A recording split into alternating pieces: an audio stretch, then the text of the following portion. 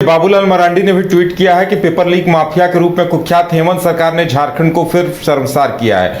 देखिए, JSSC CGL परीक्षा paper leak करने वाले सीएम के करीबी हैं, ये आरोप बाबूलाल मरांडी की तरफ से लगाया जा रहा है। और ये अपने ट्वीट में लिख रहे हैं कि जैक अध्यक्ष ने भी प्रश्न पत्र मिलने की बात स्वीकार ली है और साथ ही जबकि शिक्षा विभाग के अधिकारी लीपापोती करने में लगे हैं। मैट्रिक परीक्षा में पेपर लीक की घटना अस्वीकार्य है। शिक्षा मंत्री और जैक अध्यक्ष नैतिक जिम्मेदारी लेते हुए तुरंत अपना इस्तीफा दें। राज्य सरकार इस पेपर लीक कांड की सीबीआई जांच की अनुशंसा करे और दोषियों के खिलाफ कठोर कार्रवाई करे।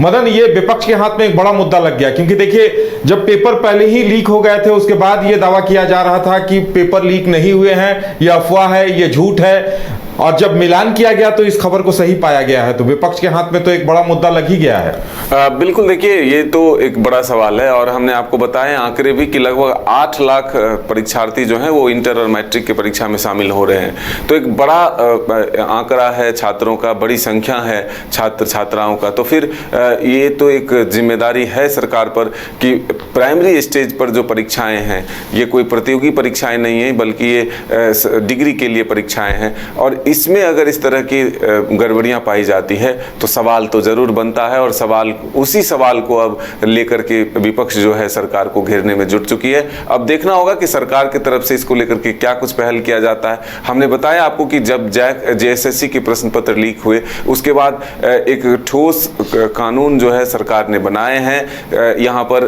प्रश्न पत्र लीक माफिया को ध्वस्त करने के लिए, उस सरगना को तोड़ने के लिए। लेकिन उसके बावजूद भी अगर हो रहा है तो आखिर चूक कहां हो रही है, कैसे इसको दुरुस्त किया जा सकता है, इस पर मंथन और चिंतन करने की जरूरत है। बिल्कुल, सरकार की प्रतिक्रिया का इंतजार है। देखने वाली बात यह है कि सरकार की तरफ से इस पूरे मसले पर क्या कुछ कहा जा रहा है, क्योंकि मैट्रिक की परीक्षा को लेकर एक भरोसा विश्वास जगाए जाने की जरूरत है, क्योंकि 2 पेपर को लेकर ऐसा हुआ है। इससे पहले 18 तारीख को हिंदी की परीक्षा हुई थी, लेकिन 17 तारीख की रात को ही हिंदी के पेपर लीक हो गए थे। और उसके बाद जब 20 तारीख को परीक्षा थी तो 19 तारीख की रात को ही पेपर लीक हो जाते हैं। तो अब क्या गारंटी है कि आने वाले दिनों में जो परीक्षाएं होंगी उनके पेपर लीक ना हो। मदन, अब जैक बोर्ड के सामने ये चुनौती है, क्योंकि देखिए, हिंदी और विज्ञान के पेपर अगर लीक हुए हैं तो हो सकता है जो पेपर लीक गिरोह है उसके पास पूरी बाकी जितनी परीक्षाएं बची हुई हैं सबके पेपर लीक हो गए होंगे। तो जैक बोर्ड के सामने अब ये चुनौती होगी कि फिर से पेपर सेट किए जाएं और फिर से परीक्षाएं ली जाएं। बिल्कुल, देखिए, अब समय और चुनौती दोनों बड़ी है, क्योंकि कम समय है। अगर परीक्षाएं लगातार चलती रही, जो शेड्यूल है उसके हिसाब से अगर परीक्षाएं होती है तो एक डर तो जरूर होगा कि क्या प्रश्न पत्र जो हैं माफियाओं के पास पहले पहुंच चुके हैं, फिर क्या उसमें बदलाव किए जाए। तो एक बड़ी चुनौती होगी कि प्रश्न पत्र सेट होना, फिर उसकी छपाई होने, फिर तमाम राज्य के सभी सेंटर तक वो पहुंचना एक चुनौती है। हमने बताया कि आपको आखिरी वक्त तक जब जैक बोर्ड के चेयरमैन की नियुक्ति नहीं हो रही थी तब छात्रों के सामने एक दुविधा की स्थिति बनी थी कि आखिर उनकी परीक्षा की तिथि जो है वो टल जाएगी, बढ़ जाएगा या फिर नियुक्ति हो जाएगी। तो वो आखिरकार वो तो सामने आया कि आखिरी वक्त में जो है जैक के चेयरमैन की नियुक्ति हुई। लेकिन अब जो ये गड़बड़ियां हुई है ये एक बड़ी चुनौती है कि आखिर सब कुछ सही से हो, इसके लिए प्रश्न पत्र बदले जाते हैं या फिर इंतजार किया जाता है फिर से एक बार कि अगर